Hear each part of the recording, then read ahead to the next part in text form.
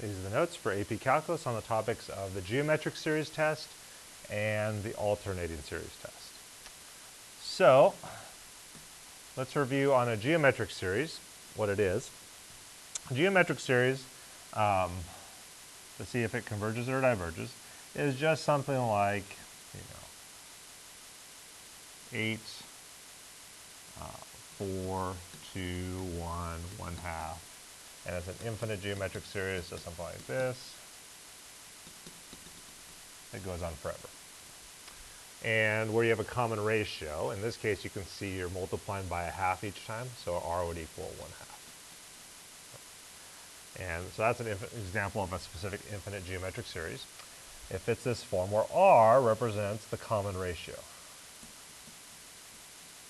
whatever you're multiplying by to get to the next term. So, on a geometric series, it converges if that common ratio is between -1 and 1. Because if it's between -1 and 1, that means the terms are going to get smaller in size. Or if it's not, if it's greater than 1, or equal to 1, or if it's less than -1 in size, the terms are going to get larger, hence causing it to diverge. And this is the one where you can easily find the sum of that infinite geometric series using this formula. The sum equals a sub 1 represents the first term in the geometric series divided by 1 minus the common ratio.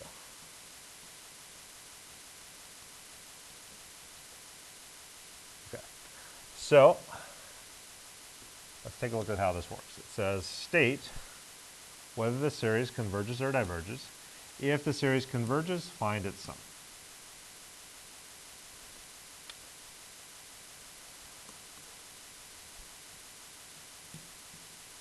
Okay. So let's take a look here and see if we can figure this out. Well, on this one, one way to figure out if it's geometric or not is to take a look at the first few terms. So if you substitute in 1 for n, that's going to be to the 0 power.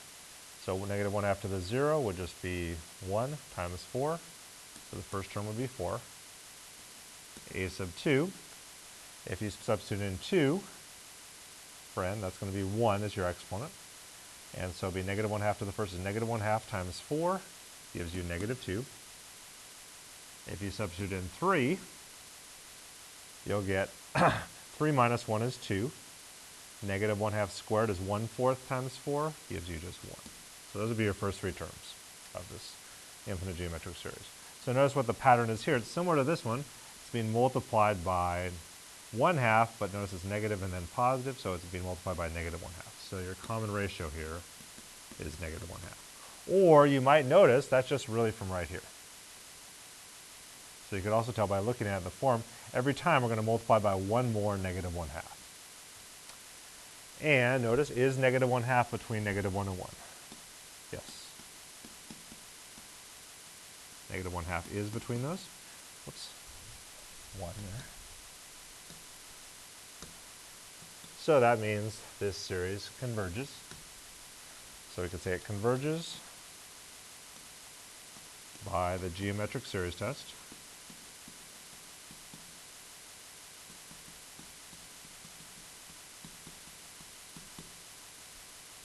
Okay. And if it converges, it says find its sum. So the sum, remember right here, is the first term divided by 1 minus the common ratio. Well, the first term we figured out is 4, so it's 4 divided by 1 minus, excuse me, the common ratio is -1/2. So that's going to be 4 divided by, well, that's 2/2, right?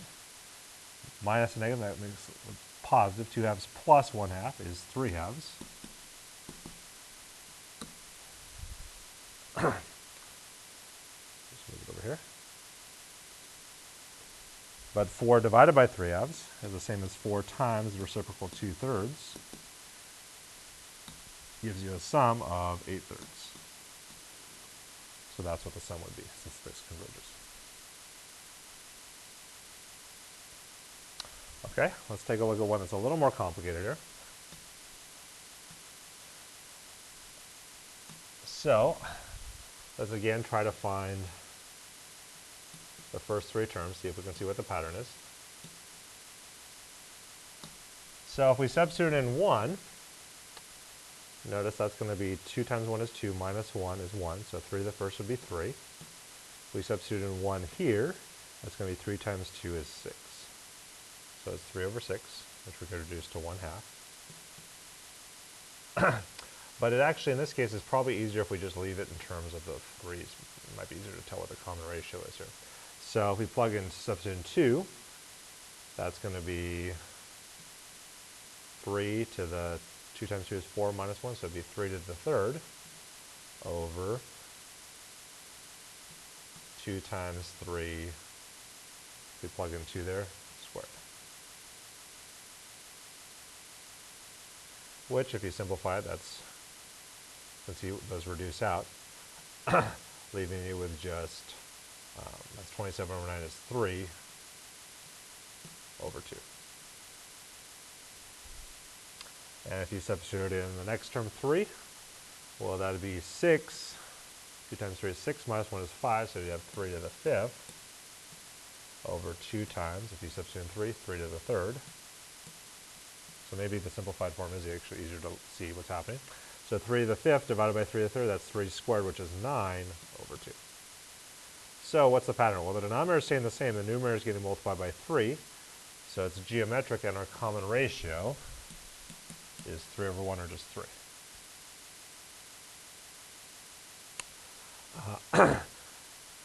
So you can see that out here also. Notice here the denominator is getting multiplied by 3. The numerator is getting multiplied by 3 squared. So that's 9 over 3, which is 3. So is 3 between negative 1 and 1? No. So this is not between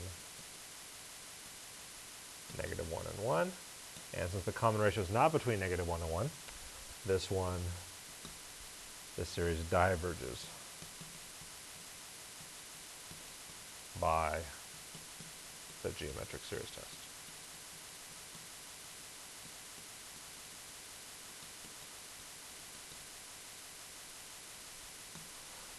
And since it diverges, we can't find the sum. Notice what's happening here. If we've got 1 half, 3 halves, 9 halves, see how the terms are getting larger? This is 1 half, this is 1 and a half, this one's 4 and a half. The terms keep getting larger, there's no way it converges. It must diverge. Unlike these two, which the terms are getting smaller in size. All right, now let's take a look at one that's a little bit different with some variables in there. These say we're going to find the common ratio R and determine the x values for which the series converges, and then find its sum. Okay, so 3 things. So this one, unlike written in summation form, sometimes it might be written out like this. So you can see, in this case, the first 3 terms, and this is the part that tells you it's infinite. Plus dot dot dot goes on forever. So let's see if we can figure out our common ratio R. Well, let's take a look. From this term to this term, what happens? And this term to this term. Notice 5 times 2 is 10 times 2 is 20. So part of the common ratio is 2. But notice it goes from x minus 1 to x minus 1 squared, x minus 1 cubed. So it's getting multiplied by another x minus 1. So our common ratio is 2 times x minus 1. That's the first thing they ask for. Determine the x values for which this series converges.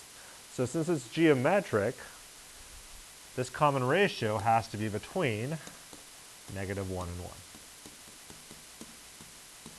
So this is what's called conditional convergence. So it depends on the x value.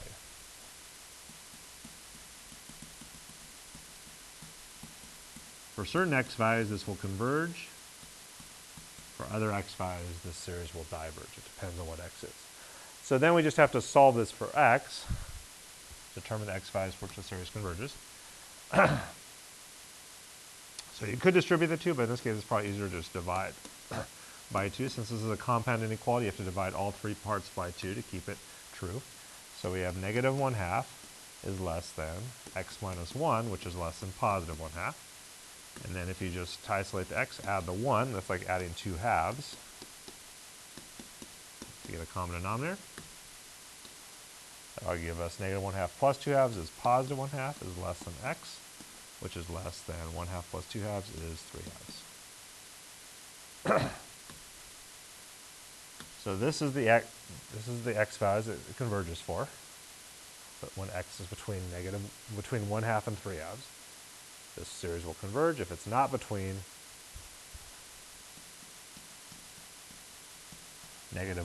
between 1/2 and 3/2, this series will diverge.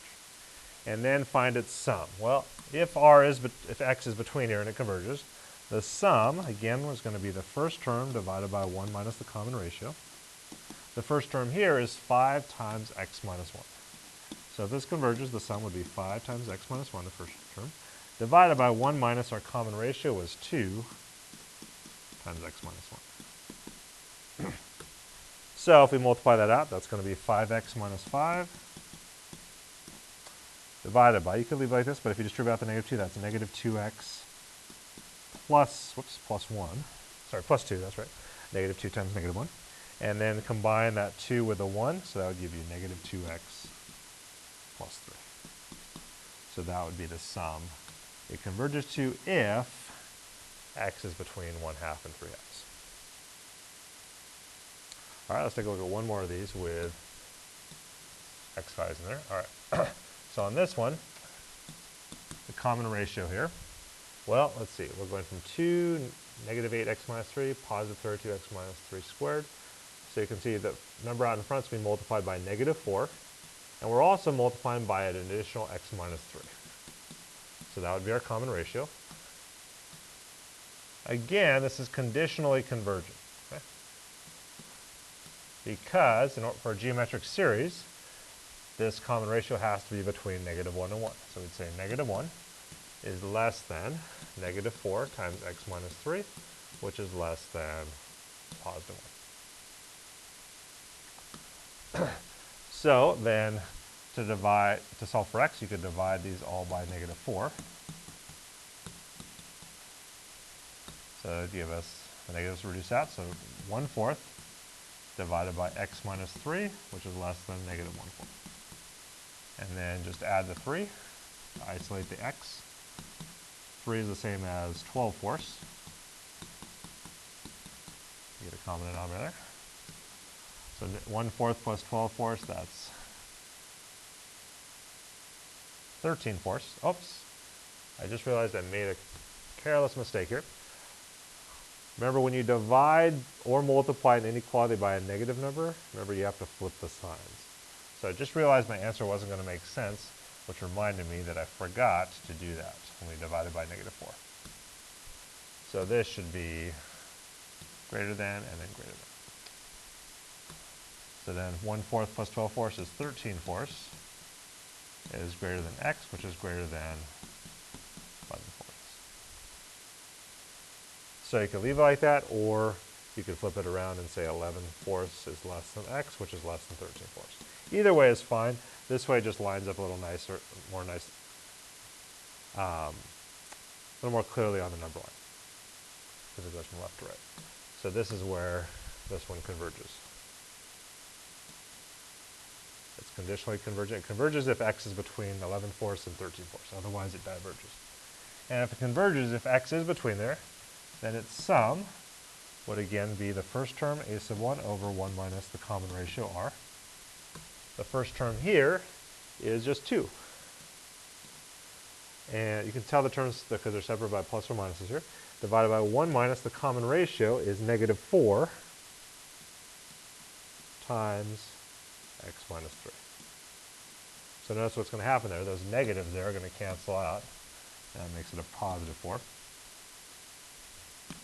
So we'd have 2 divided by, if we distribute the positive 4, that's 4x minus 12. Combine the negative 12 with a 1, gives you 4x minus 11. So if it does converge, that's x is between 11/4 and 13/4, then that's what its sum would be, what it would converge to. All right, let's take a look at a couple more, a little bit different, using geometric series. So it says, what's the value of this? That's just another way of saying what's the sum. And if they ask you about the sum, chances are it's going to be a geometric series, because those are the ones we can find the sum of. So notice what's happening here. If we, this is n plus 1, this is n. If we substitute in, let's find the first three terms to see what the pattern is, if you can't tell. So if we substitute in 1, that will be negative 4 to the 0. Sorry, to the second. My bad.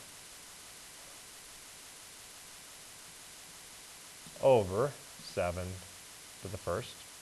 If we substitute in 2, in this case I'm just going to leave it like this. It might be easier just to tell the pattern if we don't multiply it up. If you substitute in 2, that's negative 4 to the third over 7 squared. Substitute in 3, that's negative 4 to the fourth over 7 cubed. You could work those out, but if you leave it sometimes like this, you can see the pattern a little more easily on this geometric series. So, notice the numerator is getting multiplied by a negative 4, and the denominator is getting multiplied by a 7. So the common ratio here would be negative 4 sevenths. And now let's check, is negative 4 sevenths between negative 1 and 1? Yes, it is. Since it is, that means this geometric series converges, which means we can find the value. If it diverged, then you wouldn't be able to. This would be infinite, or there'd be no sum. All right, so then we can apply our formula for a geometric series. It's a sub 1, the first term, over 1 minus the common ratio. So in this case, our first term, now you might want to simplify this first term, is negative 4 squared is 16 over 7 to the first 7, divided by 1 minus the common ratio we just figured out is negative 4 sevenths. So that would give us 16 sevenths divided by, well, 1 is the same as 7 sevenths. The negatives cancel out, plus 4 sevenths gives you 11 sevenths. And 16 sevenths divided by 11 sevenths is the same as 16 sevenths multiplied by the reciprocal of 11 sevenths, 7 over 11. And you can see the 7s reduce out, giving you 16 over 11 is our sum. So that's what the value of this series is, 16 over 11. The next one's a little different. It kind of combines a couple different tests here. It says, for what values of p will both series converge? So if we take a look at this one, you can see, well, this is 1 over n to some power. So this fits a p-series test. And remember, for a p-series, we want to see where it converges. It converges if this exponent here, which in this case is 3p, is greater than 1. So if we solve that, divide by 3, we get p is greater than 1/3. So in this case, let's kind of organize this on the number line here.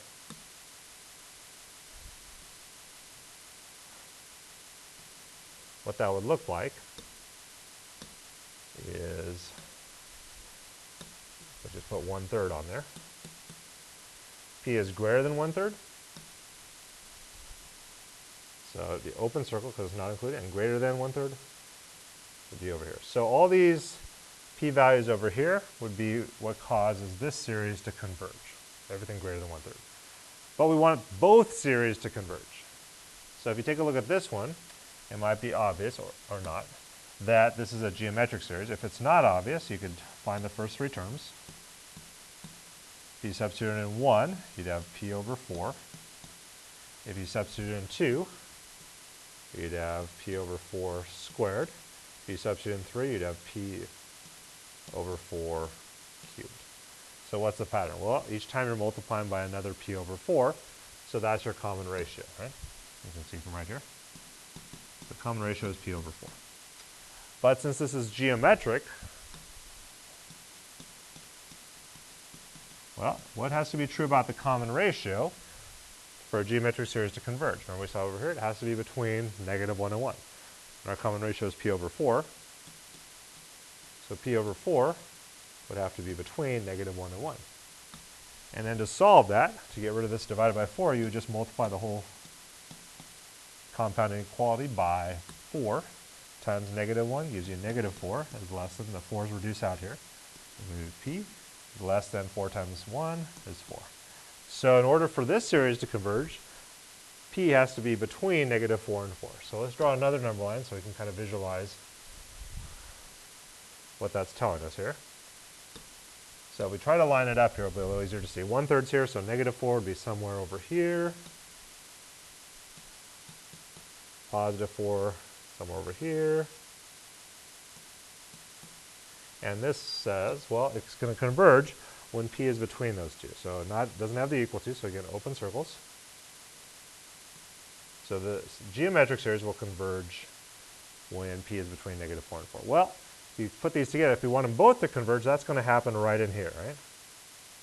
So p would have to be between 1/3 and 4. So we could say 1/3 is less than p, which is less than 4. Those are the values of p for which both series will converge. I think it's easiest to see that visually if you draw both of those on the number line, one on top of the other. All right, so now let's move on to one more test, the alternating series test. And, well, what do you think alternating means?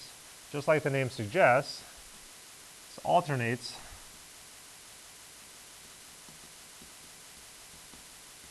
between positive and negative terms. So the first term could be positive, second term negative, third term positive, fourth term negative, and so on.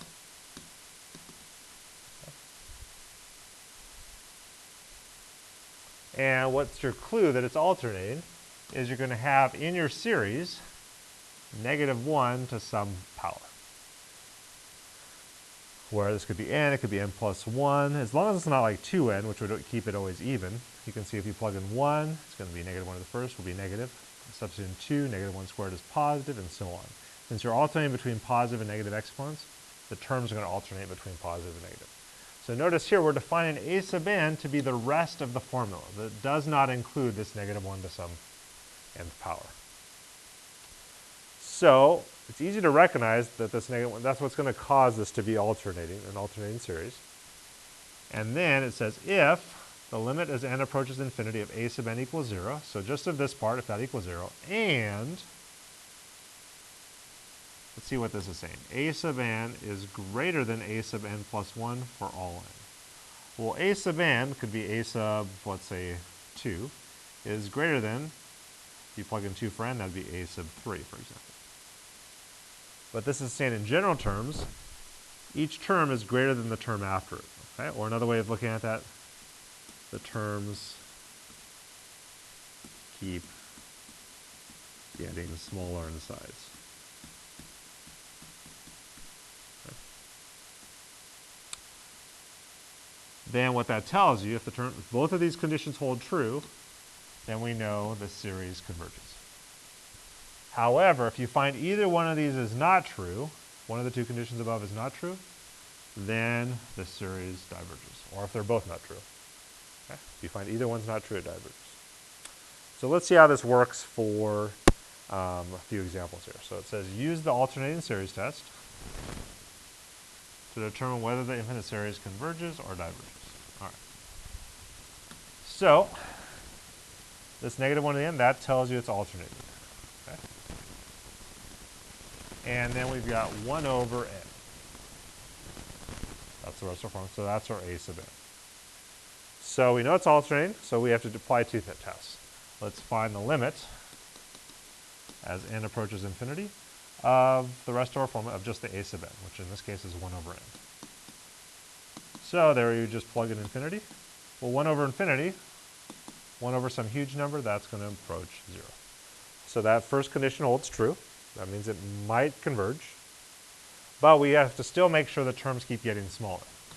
So if we find our first three terms, notice when we're finding these terms, we're just finding the terms without worrying about whether they're positive or negative. Because that's what, just using this part of the formula, we want to see in size, do they get smaller as we keep going, regardless of whether they're positive or negative. So a sub 1, if we substitute in 1, that's 1 over 1, that's going to be 1. Substitute in 2 for n, 1 over 2, that's 1/2. Substitute in 3, 1/3. Usually 3 terms is enough to tell. So you can see the terms do keep getting smaller.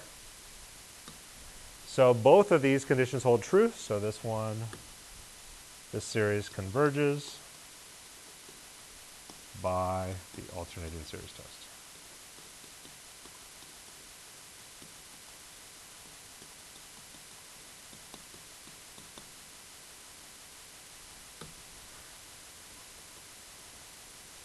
Okay, let's take a look at a couple more here.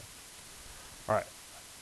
So in this case, it happens to be -1 to the n plus 1. Even though it's n plus 1 instead of n, it's still going to alternate due to that. Notice the only difference is that determines whether the first term is positive or negative. And this one, since we substitute in 1, that's going to be -1 the first. That means the first term on this series is going to be negative. But on this one, when you substitute in the 1, you get 2, so -1 squared, that's positive. So this series, the first term is going to be positive. But either way, it's still going to alternate. So our a sub n here, the rest of the formula that doesn't include that is this. That's our a sub n. So let's find, first, the limit as n approaches infinity of this. So the limit as n approaches infinity of n over 2 to the n minus 1. So if we substitute infinity there, we get infinity over, this -1 is negligible, much smaller than the 2n, to infinity. Then you can see the infinities reduce out, so we get 1/2. But notice 1/2, that does not equal 0. So since it does not equal 0, it says if one of the two conditions above is not true, this one's not true, that means the series diverges. Alternating series. So this one we could say diverges. We don't even have to test to see if the term's getting smaller because already we know this first condition is not true. Diverges by the alternating series test.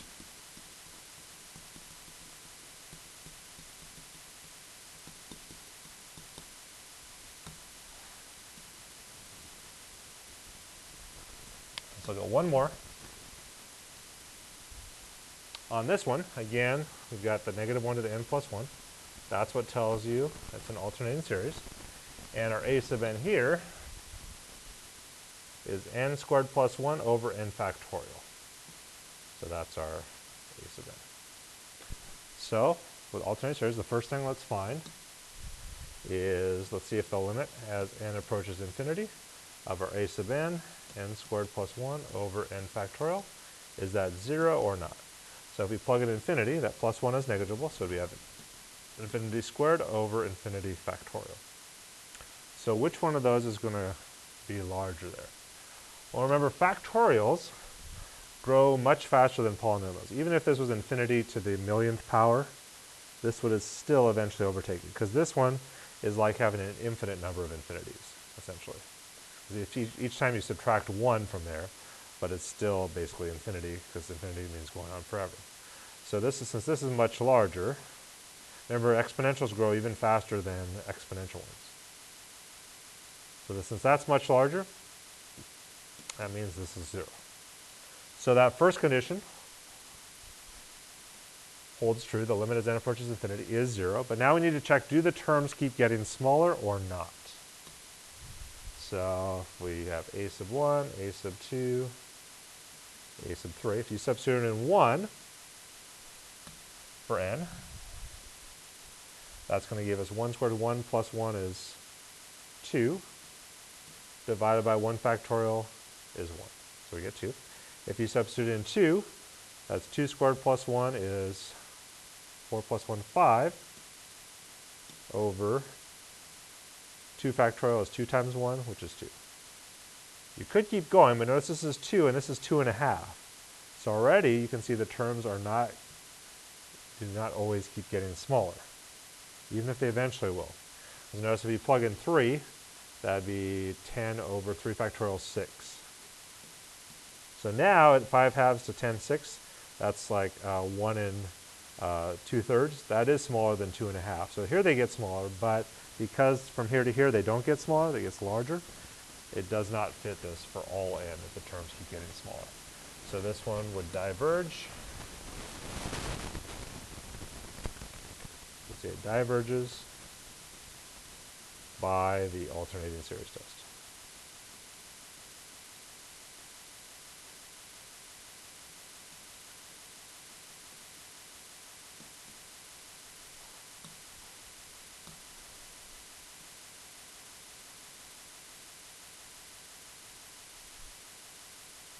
And that concludes the notes for AP Calculus on the topics of the geometric series test and the alternating series test.